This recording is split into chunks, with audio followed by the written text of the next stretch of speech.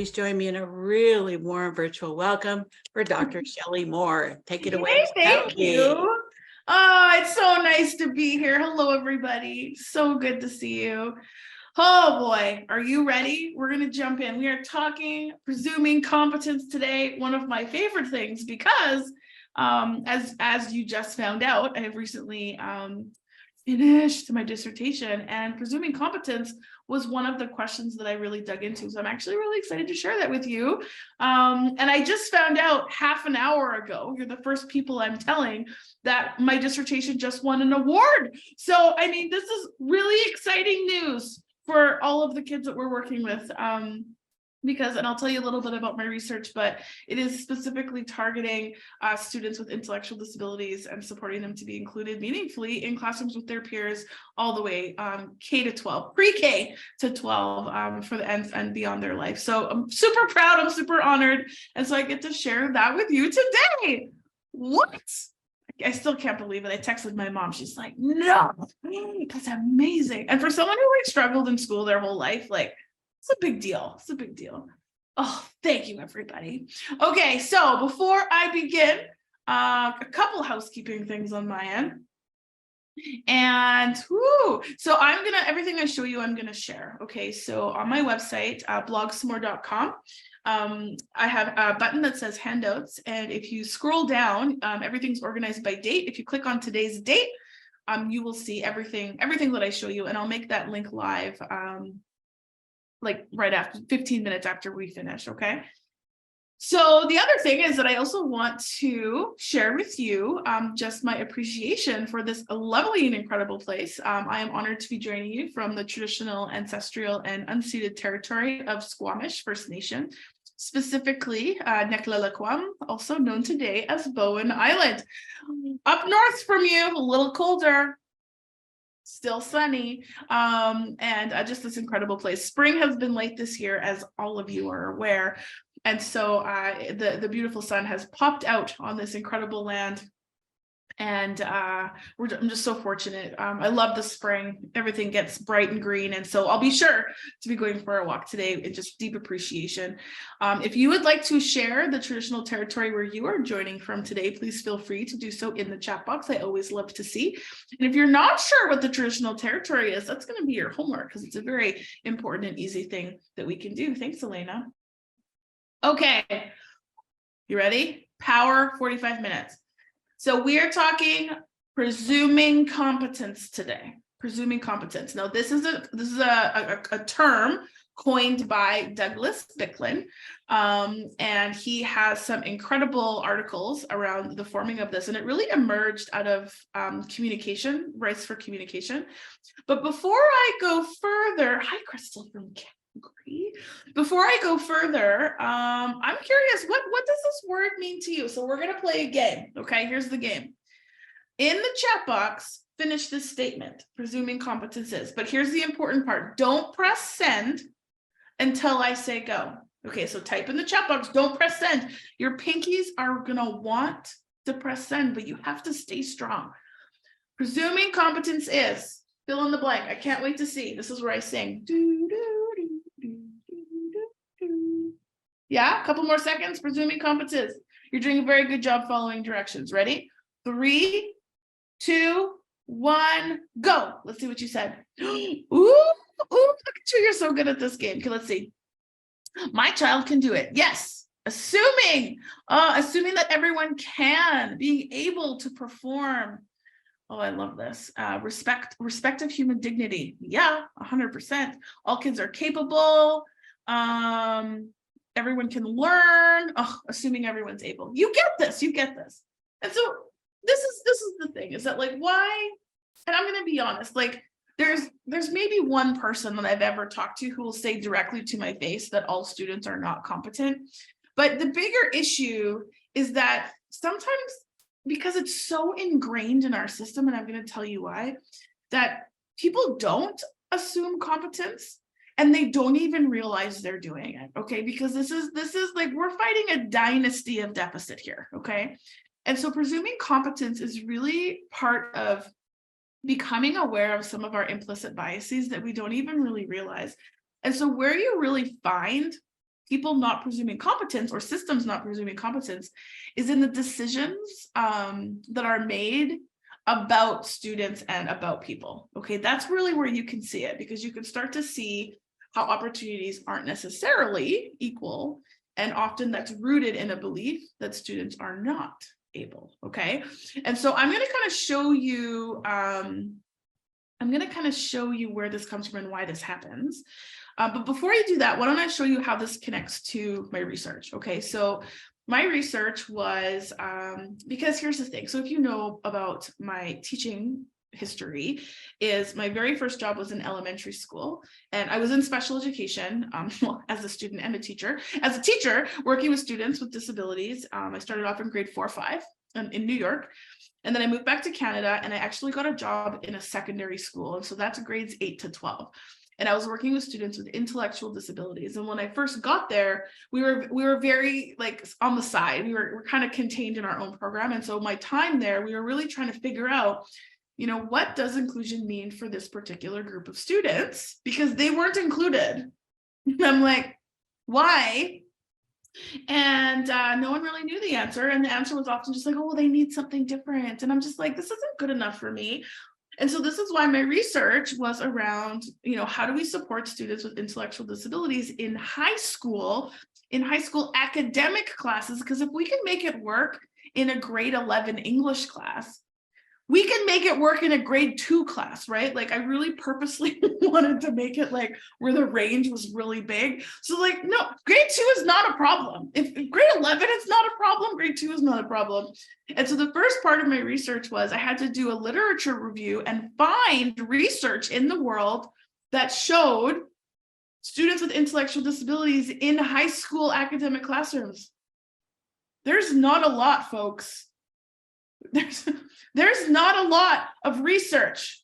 Okay, so when we're talking about this idea of like what inclusion is, I mean, I found enough to do a review. I found like 21 articles, but you know, like they still were very much like on the peripheral, and I'm just like, how are we making this work? So in this literature review of these 21 articles, the first question I had was, well, like what's happening in these 21 research studies that we can draw from? Like, what do they all have in common that can increase opportunities for students with intellectual disabilities to be included meaningfully in a class? Like, what does that mean? So I am here to present to you what the research shows. I've called them guiding conditions, okay? Because these are 5 conditions that existed in every article that I read about inclusion for students with intellectual disabilities in secondary academic classrooms. And you know, they're not going to shock you. They're not going to shock you, but you know, it really helps when there's research to back things that you already know. Okay, you ready? Here we go. So I call them the 5 Ps. The 5 Ps.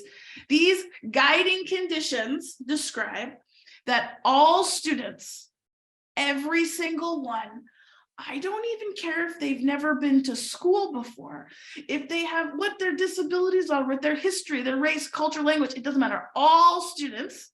And the first theme I found is that all students were presumed competent, that all students were viewed as able to learn. There was no, yeah, but this is high school. Yeah, but this is science. There was no yeah, but. It was believed these kids could do it.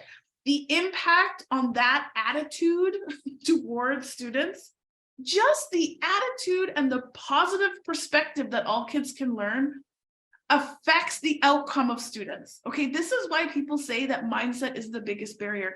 Because if people just really believed that all students can learn, more kids would learn. Now, let me tell you this. This is the easiest and the hardest barrier to overcome in education. It's the easiest because it's free. It requires 0 resources to have a positive attitude towards inclusion and to see all learners as able. It costs $0. It doesn't cost 1 penny. 0. The reason why it's the hardest is because you can't force anyone to change their mind. You can't force anyone to believe something different. You can't. You can't even pay them. There is no way. People have to go on this journey by themselves. They have to reflect. They need to see. They need to challenge their own implicit bias. And I really understand, why do they not presume competence in students, right? Because, and the reason why this is the first theme is because this impacts all of the other principles here. Because if we don't presume competence, students will not be placed in inclusive classrooms and programs. They won't be, because what happens is the bias comes in. Oh, they can't be in that class. They have Down syndrome. There it is. There it is. Like, every time an opportunity is closed because of disability, we are not presuming competence. Every time we don't have high expectations, we are not presuming competence. And so this is why this is number one, because everything else rests on it. If we do not have a positive attitude towards the ability of students, we cannot move further, okay? If we do have a positive attitude towards students, the options are limitless to what kids can do. And so the next one is, well, are they actually placed in inclusive programs and classrooms? So if a student is in grade 4, are they in an inclusive grade 4 class? If a student is in grade 10, are they in an inclusive grade 10 course, right? Like, they have to be there if they're going to be included. So the first one is simply about enrollment. We believe and they're enrolled. Like, this is basic. Now, are those two things enough? Absolutely not. Existence is the first step, but existence isn't the goal. Belonging is the goal. So how do we facilitate belonging? That's the third one. This is the third P. Ready? It's proximity to and participating in learning, shared learning activities with peers. And so this is, and the reason why proximity there is because there's research that links the closer physically that kids are together, the higher the chance that they're going to participate together, which makes sense. It's very hard to play soccer with someone if they're not with you, right? But if kids are just like around each other, there's a higher chance they're going to have a shared experience together. And so if a kid is on the side of a classroom by themselves with a para and not near any other students, the chances of participating in a shared learning experience are quite low. So this one also talks about the roles of paras. We still need them, but we want them to be the glue between students. We don't want them to be the wall between students. And so this is looking at, how do we create opportunities for students with and without disabilities to share experiences together? Play experience, social experience, learning experiences. Is that enough? Nope. Because you know why? Because everyone else in the class has roles and responsibilities. They're not just there to play and to have fun. We have goals that we need to meet. And so purposeful roles and responsibilities look at the different ways that students can engage in a classroom. And this is for all kids, right? But it really helps us with some design around IEPs. And it looks at, like, basically 4 purposes. What are personal purposes? And so ways that an individual can be successful. Social purposes, which is how can we be successful collectively. We have intellectual purposes, which is how we're thinking and how we're learning. And then we have curricular purposes, which are the actual learning standards. And so, you know, historically, a lot of students with significant disabilities, often their purposes in classrooms have been social and behavioral, and have really emphasized them like being normal and fitting in, rather than actually being like, wait a second, how can we work towards goals that everyone's working towards, right? Like, what are the learning standards? How are we building our social emotional muscles? How are we learning in literacy and numeracy? Like, it doesn't have to be different for kids with disabilities. And so we have found that often kids with disabilities have functional goals or behavioral goals only. That is not presuming competence. So this is just like, the closer we can align programming for students with and without disabilities, the more we're presuming competence.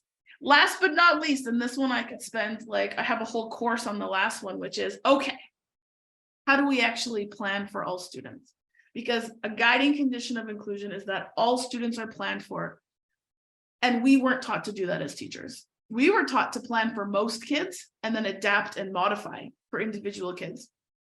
That is so much work. The workload of that is impossible because you have to retrofit.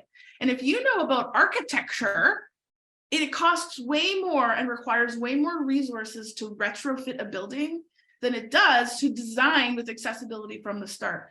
And so a huge part of the work in the research was teaching teachers how to actually plan for diversity that includes disability from the start, instead of making a plan that works for most kids and then retrofitting it through adaptations and modifications. It is so much more efficient and relies on strength and presuming competence than it does to rely on deficits, retrofitting, adaptations, and modifications. And so that's a huge portion of what I do every day. Like today, I did this 3 times with teams to be like, okay, here's your kids. How do we design from them so that we don't need to retrofit? Because let me tell you, we weren't taught how to do that. Anyways, I could spend a night on all of these. Tonight, we're talking presuming competence because we can't even go anywhere unless we talk about presuming competence. Okay, you ready? So I know that I can't make anybody change their mind. I can't force anyone to presume competence. What I can do though is offer some provocations. I can show you something, and I hope whoever sees this in the recording views this as a provocation, because I'm sure someone's going to be watching this being like, she's wrong, because it happens all the time. So I'm going to give you a provocation, okay? It's a little video, it's not my video, and I give you permission to use this video whenever you want, okay? So let me just make my screen stop sharing.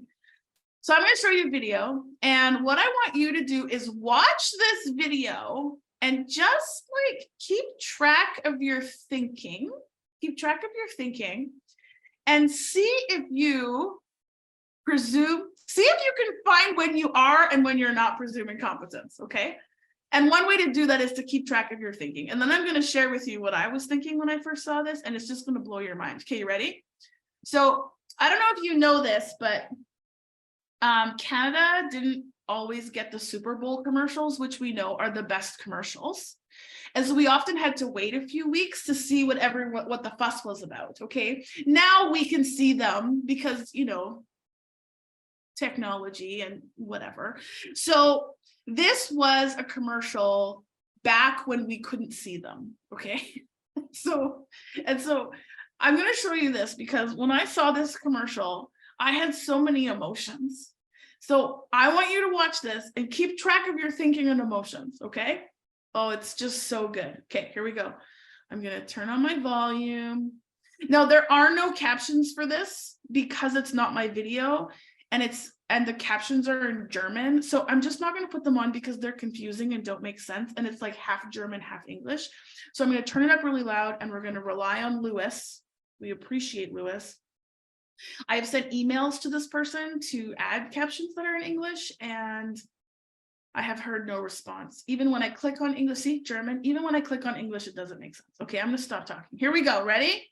Go. I think it was always misunderstood. People just don't seem to like me. I think I annoyed them. They got on their nerves. I don't know why. The way it was.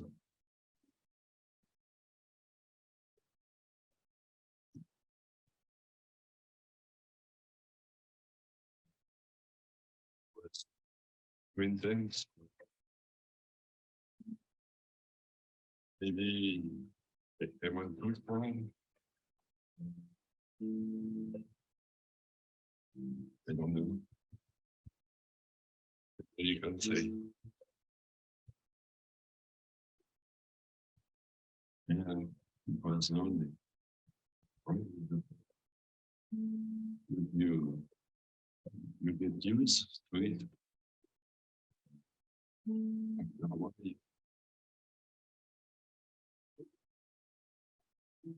And then one day, everything changed. Somebody finally accepted me for what I am. It's my brother, it's love. Life is completely different. I finally feel useful, good at something. Do you get it? He's the wind. This is a commercial for wind power. It's okay if you don't get it. My mom had to watch it like 4 times. Okay, listen. Thinking about this commercial, because I'm going to be honest. When I first saw this commercial, I'm going to tell you I'm going to be honest. The first thing I thought, I'm going to be honest. This is what I thought. What the heck is wrong with that guy? You can't act like that in public. Like you'd get arrested. Like what is going on? And so then I'm like, I don't get it. Like why? So that's my first question, is like something is wrong. My second question is this supposed to be funny? Because I want to laugh. I want to laugh because it's ridiculous. But then I'm confused because the music is telling me that it's not funny. The music is telling me that this is very serious. And I'm like, I can't look away. And then I'm like, wait a second. Why isn't anyone reacting? Like if someone did that to my hair, I would kick them in the shins. Like you cannot be in a playground throwing sand at children, let alone being a playground alone. Like what? I'm so confused. And I'm like, something's wrong with this guy. I don't get it. And then I saw the words, the wind. Okay. Instantaneously, in less than a second, I went from thinking, what the heck is wrong with that guy, to, oh, nothing's wrong with him. That's just the wind. That's just what it does. And I felt sick to my stomach because I felt like I got hit by a truck, because what I just did there is I shifted my perspective. Okay. I shifted the lens that I view that person through. Okay. Now I have seen this video thousands of times, and you know what? That guy is the same in every single one. But as soon as you change the lens that you view it through, you're like, oh, yeah, sometimes the wind is really hard to manage. Yeah, sometimes the wind does mess up my hair, but that's just part of what the wind does. But the best part of this commercial is that this isn't just about letting the wind blow and being chaotic. This is about how do we harness the wind?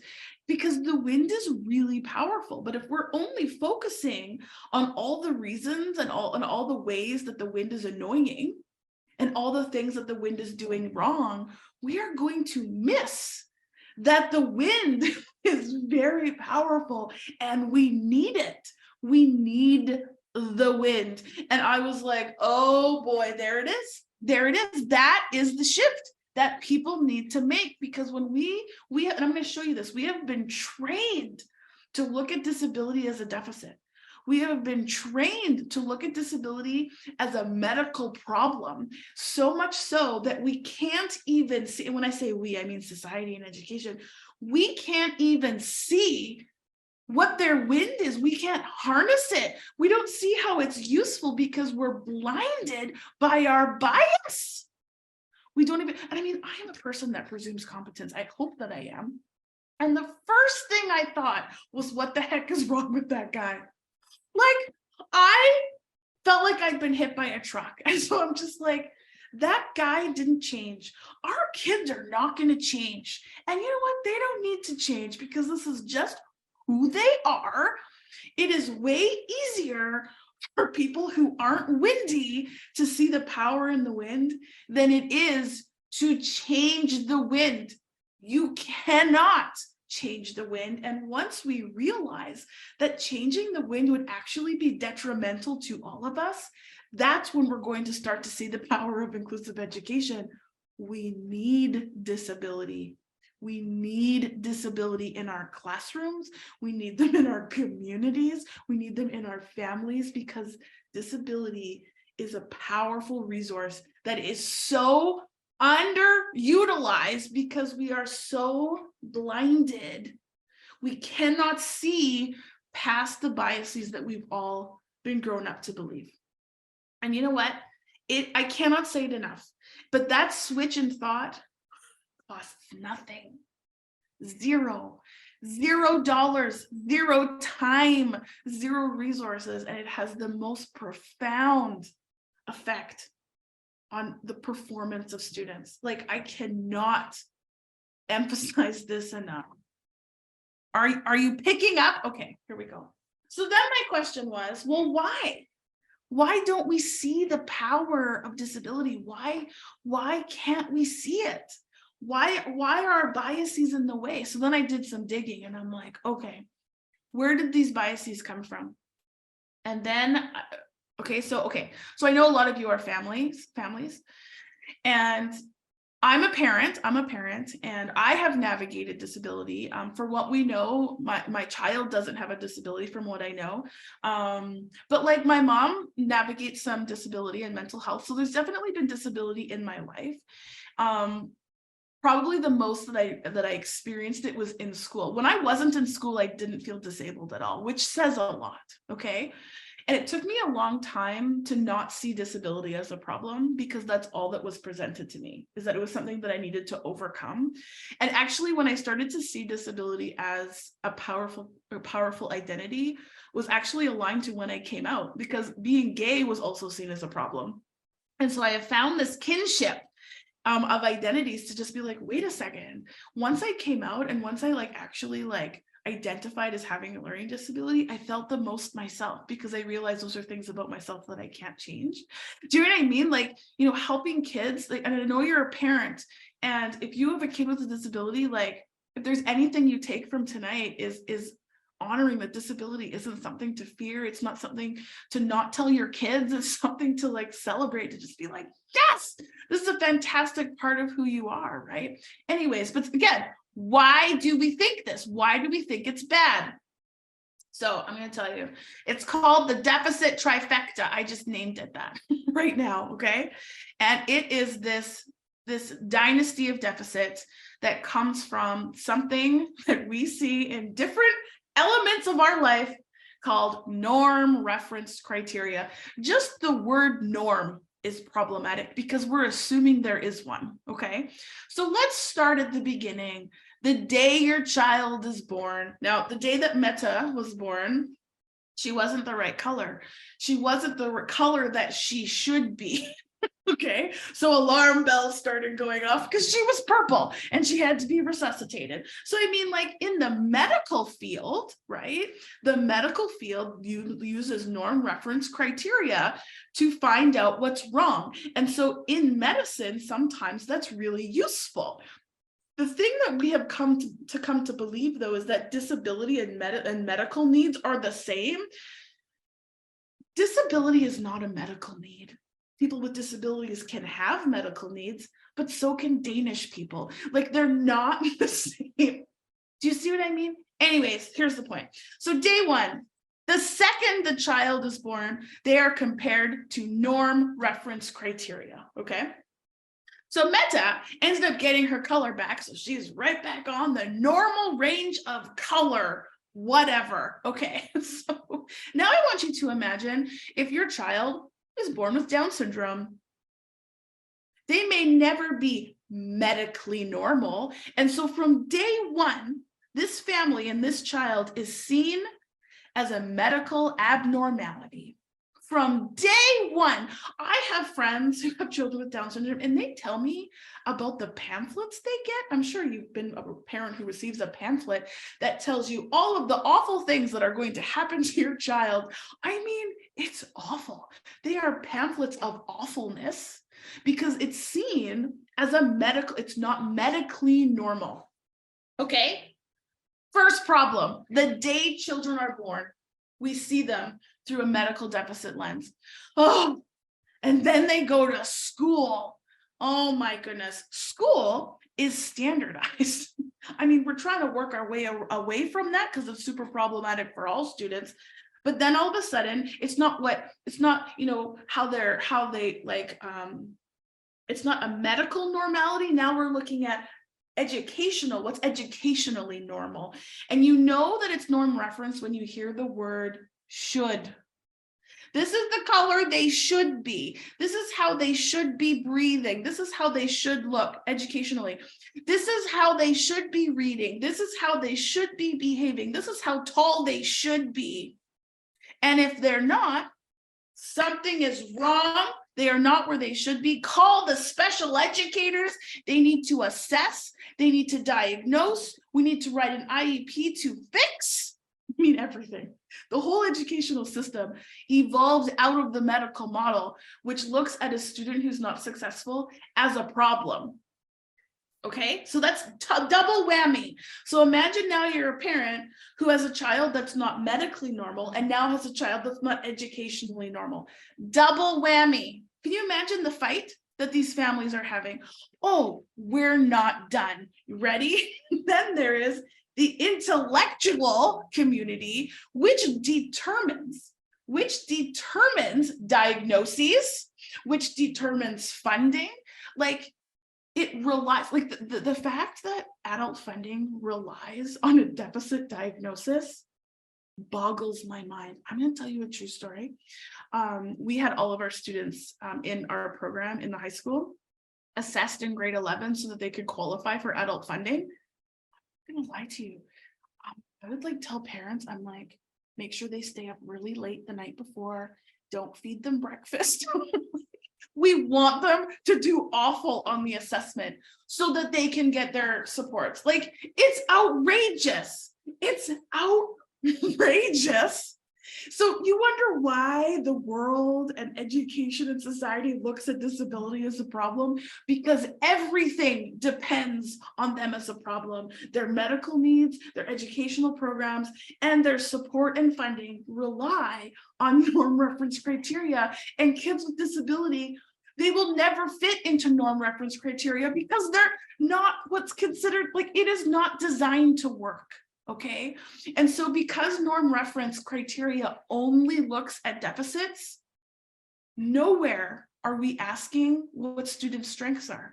Nowhere is there a report or an assessment or a program that actually looks at what they can do. Not to mention, a lot of these assessments are done and don't consider that students express in different ways. Like, it makes me want to rip out my hair.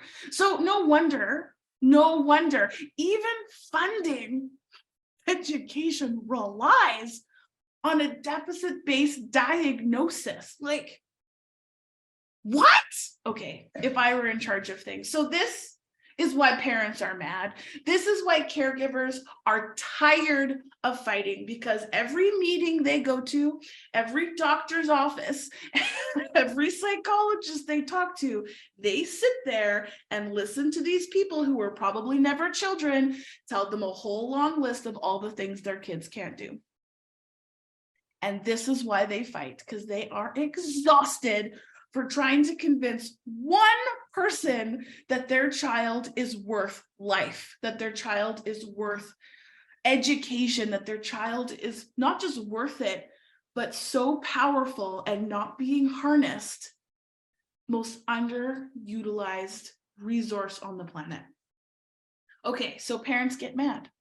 So I have a very good friend. She has a son with Down syndrome. She's like, I'm going to take matters into my own hands. She's like, you know what? I am tired of hearing from parents that the first thing they hear about Down syndrome is all the awful things that Down syndrome are. They won't live past 30. They'll never talk. They'll never learn. La, la, la, la, la, la, all of these things. No, she took matters into her own hands. So she made her own pamphlet.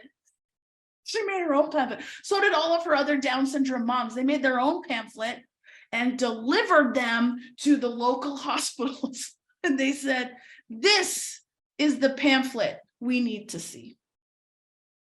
This is what parents need to see, what teachers need to see, what the grocery store clerk needs to see, because we have to start changing the narrative for what we see in kids, because the deficits are getting in the way from the opportunities that kids need to be successful.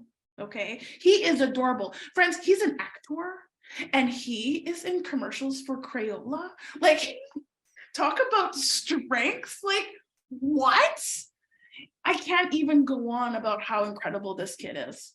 Like, he could teach. I would be honored to have this kid in a class with my daughter. I would be honored.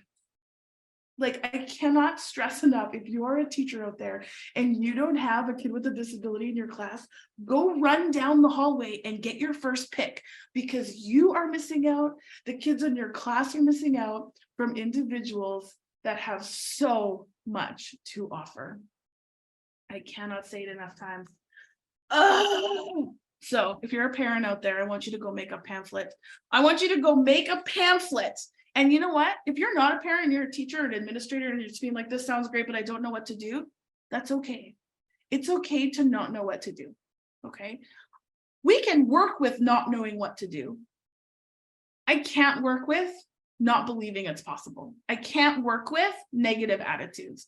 So if you have never met someone with Down syndrome, if you have never had a student with autism in your class, if you can admit that it's not the kid that's the problem, it's that we don't know what to do, welcome. Welcome to the other side. Because as soon as we can admit that, we can work with that. We can show you. There are ways to make this work, and it is unbelievable. And I'm going to tell you, there's a million reasons why inclusion can't happen. I've heard them all.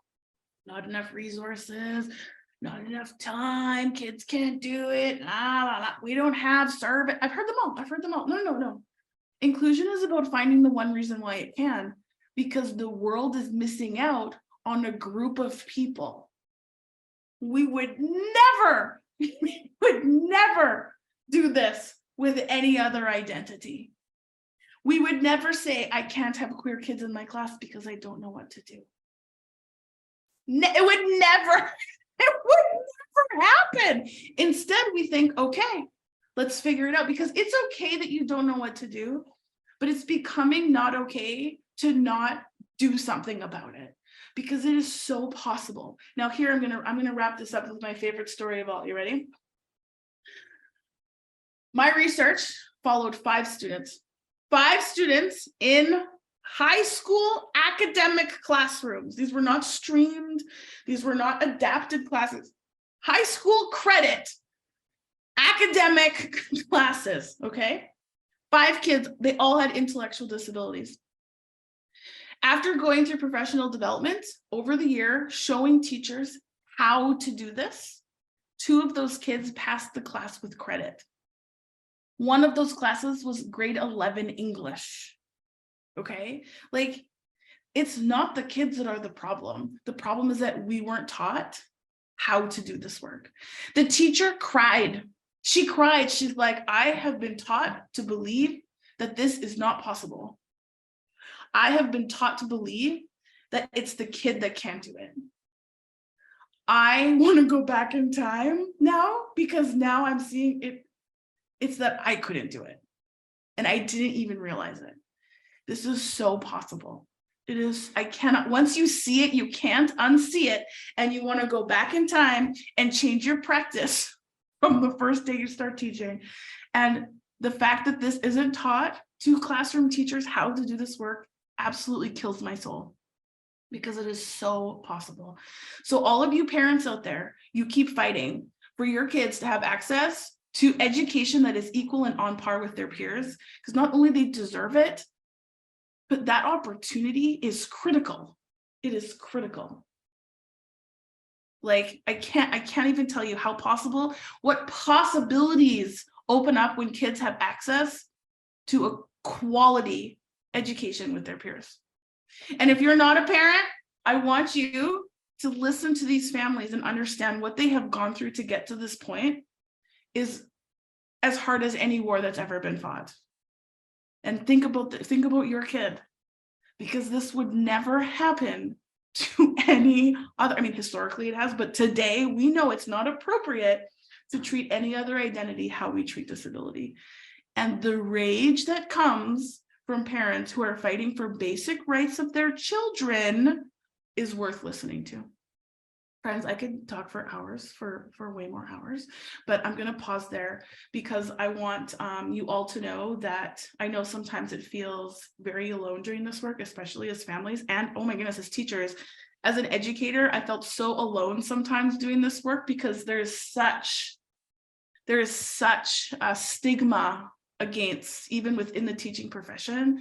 It's not common. Like someone said, this is already happening. Great, but it is not common. There were only 20 studies in the world in the last 10 years that have looked at kids with intellectual disabilities in high school academic classrooms. That's very little, okay? They don't exist because it's not happening, okay? So if you're doing it, share with the world, because the more people see it, the more people are going to see that it's possible. I want to really thank you for joining me tonight. I think we have some time for some questions. Before we go to questions, though, I do want to show you that I'm not just like making things up. I'm including in the slides a whole bunch of resources. So if you want to learn more about presuming competence, I have the link for Douglas Bicklin. I have resources that are accessible, that are videos and websites. I have research if you really want to dig in about those specific articles that I was referring to. And I'm just going to leave you with this, like, presuming competence is really critical and the impact is huge, but it also isn't enough. We have to start also looking at how presuming competence is influencing the decisions that we're making, and really asking ourselves, like, is this decision being made because we're not presuming competence, or because we're actually trying to provide equal opportunities to everyone to have a quality education? I am going to I'm going to put all my slides on this website, all these resources on this website. So thank you, friends, so much for coming today. I am so ready. I am so ready for questions. Oh, who's wrapping us? Is it Marlene, or is that you? I'm here. Hi, Charlene. Sorry. That's okay. Thank you so much, Shelley Moore, for inspiring all of us. We got all those wonderful floating emojis. You can tell that you are singing to the choir, but it's I know, I felt it. I know, but it's still a song that needs to be sung, and that's why we're here. So everybody who's with us tonight, thank you. We found you, Shelley, through two parents in the Redwood City School District who are adamant about the message that you bring. So thank you for that.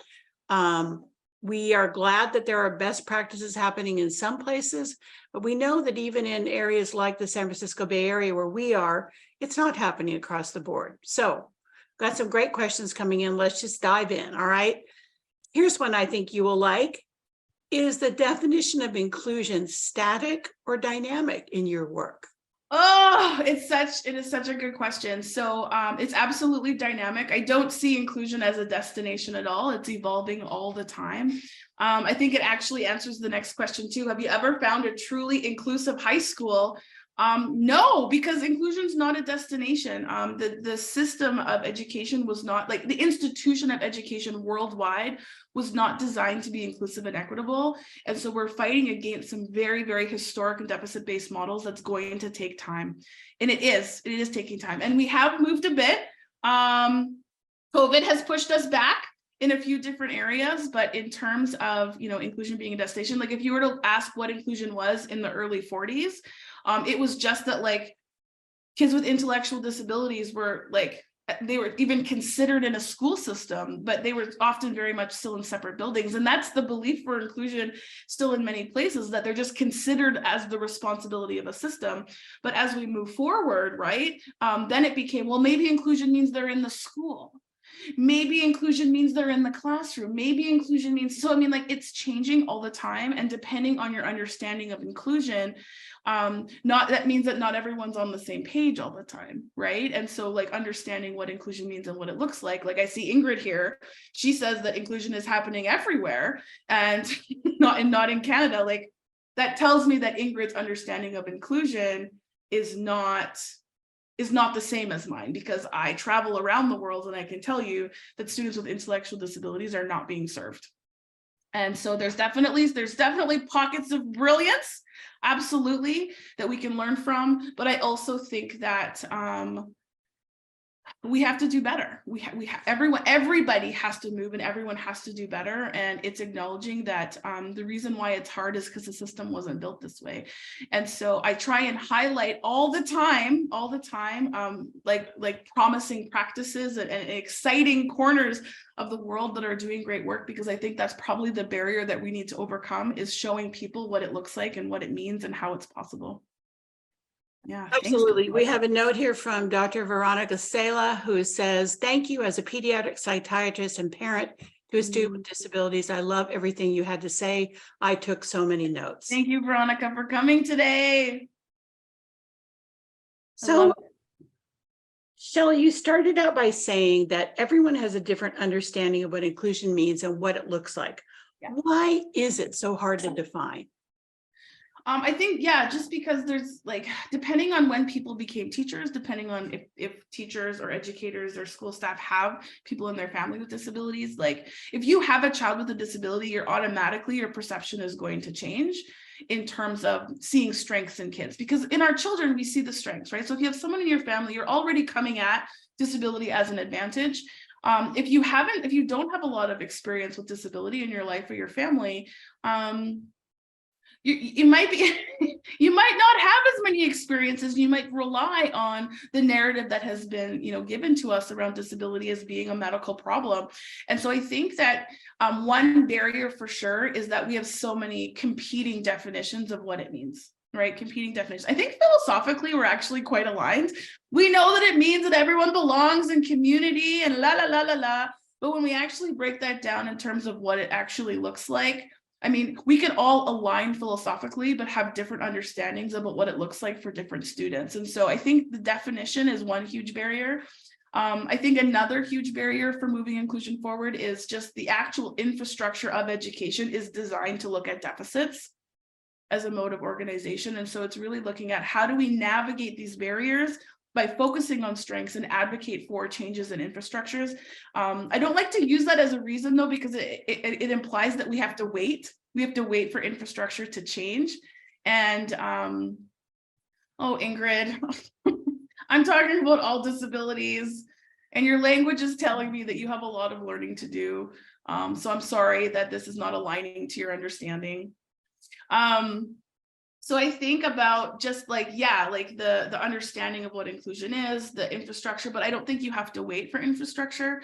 I think that there's things we can do at every level, whether that is state level, national level, whether that's classroom level, school level.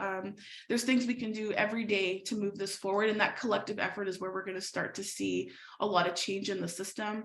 And just finally, like, I think, in the research that I've done, the attitudinal barrier is probably the biggest. People don't believe in it. They don't think it's happening. They don't think it's possible. And I think that that's going to have the biggest impact, because it's when we start to value that disability lens, that's when we're going to start to see shifts in the leadership, start to make decisions that reflect that value.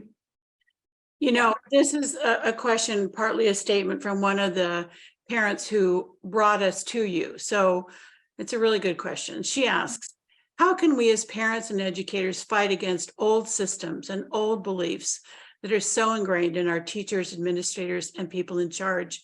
Even if teachers presume competence, they're still not providing appropriate education to students with intellectual disabilities. Where do we begin? And how can we sustain and persevere in giving our kids a successful education? Mm-hmm. And that's why I think it's really critical that we know that presuming competence is really important, but it's also not enough, right? You can believe and love your kids all you want, but if you don't know how to shift practices, needs are still not going to be met. And so that's why, as parents, I think one of the best things you're doing is actually coming together. Like, I think a perfect example is Parent Venture, where you are coming together as a collective, and as a collective, you are so you are situated in such a way to do lobbying and advocacy as a power, as opposed to doing it individually. And so you have an army behind you, right? So I think coming together, learning about what's possible. This is one thing I'll work with parents on too, is that sometimes parents are they advocate based on old definitions and models of inclusion, right? So one example of that is that a lot of parents will advocate for one-to-one paras, But if you look at research, one-to-one paras actually inhibit the positive effects of inclusion. And so if we're looking at like current advocacy efforts is to advocate for support for the whole community, advocate for a para for a class so that it doesn't actually become a wall between kids. So I think another thing you can do is stay updated on research and learn about, you know, what we know in terms of how to support and advocate for inclusion today, because just like our understanding of inclusion is shifting, so are our jurisdictions and districts. And so knowing what to advocate for is also going to make a really big difference. And the other thing too is to advocate for our teachers. Our teachers need professional development. They need professional development on how to teach the diversity. And that's not just about disability. That's about all of the things in their classrooms, like all of the different identities in their classrooms that include disability, race, language, culture, all of the things that make students who they are and diverse. And like teachers have not been taught how to do that. And teachers are just like kids. If they don't know what to do, they push back, right? Like it's hard to be vulnerable. It's hard to admit that you don't know what to do. And so I think, you know, that pushback is communicating to us that they need support. And so that's a huge advocacy, is support our teachers to learn about how to do it. Oh boy, absolutely. So Shelley, this is again one of the people, a parent who brought us to our attention, asks, have you found any truly inclusive high schools? Again, I don't think I've found any perfectly inclusive anything, because it's a journey. It's not a fixed destination. I think inclusion is a verb.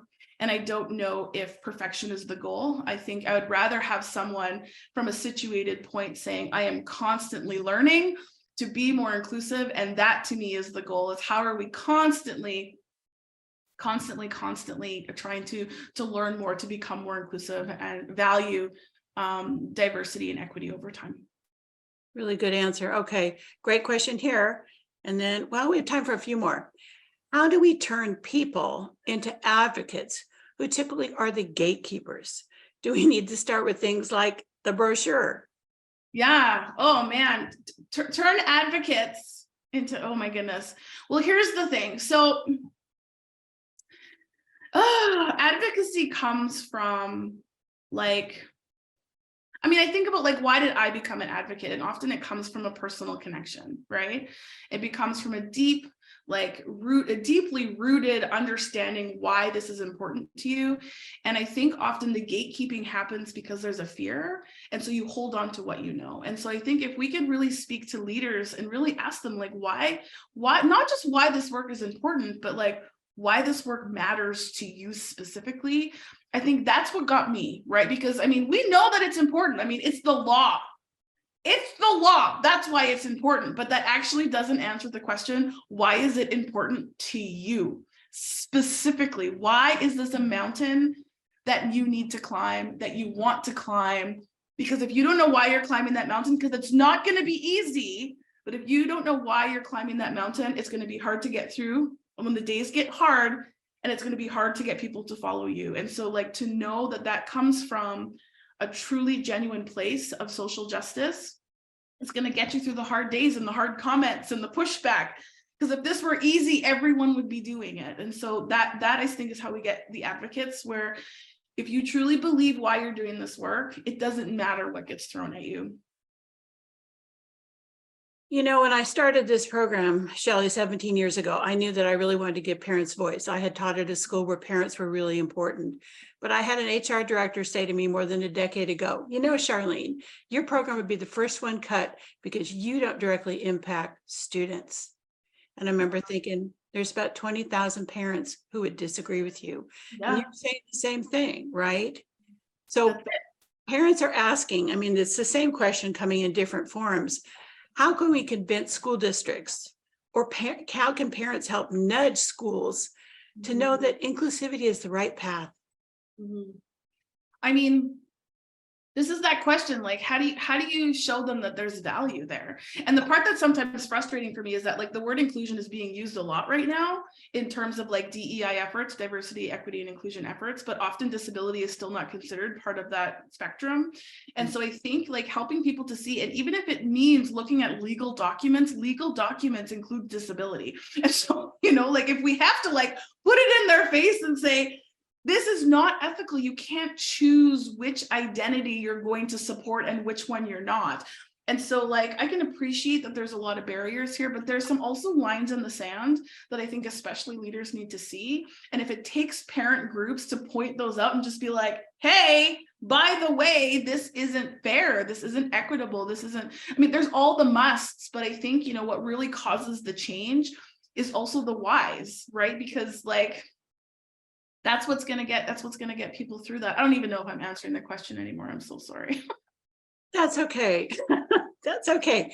We've had a lot. Oh man. So Shelley, Dr. Moore, last question. You've been so generous today. Mhm. Given all that's going on in the world, what gives you hope?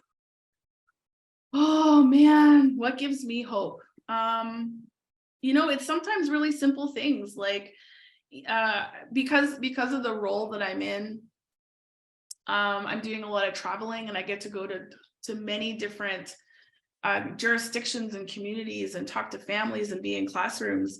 But because I'm often in a lot of different places, I don't get to see the everyday. And the everyday is really where the magic happens. And so sometimes what gives me the hope are the little notes that people send me and the videos that people send me and, you know, pictures of kids. And they're just like, look, like this, look. My kid is being included in a math class for the first time ever. And look at how happy they are. Like, you know, it's those little like moments of growth and success. And I know that it can sometimes just be one story, but I know that for every one kid that I see progress, I know that there's a whole system that's shifting to even allow that to happen. And so it's really hearing from parents and families and kids themselves to just be like, things are changing. Because I mean, I can hear the policy, I can look at the lawsuits, I can talk to the super, and I can do all those things, but that's not where the stories live. And if you know me in my work, you know that I'm obsessed with story. It's how I learn. And so that's what keeps me going. And so part of understanding that is seeking out the story, making sure I'm talking to families and to kids and to make sure that I hear the good, because it's hard to get lost. It's hard to get lost in the what's not happening. Well, Dr. Shelley Moore, it has really been an honor and a privilege having you with us tonight. We are so grateful. You can tell by all the wonderful reactions that you've hit so many chords tonight. Parents are grateful. We are grateful. Thank you. Thank you.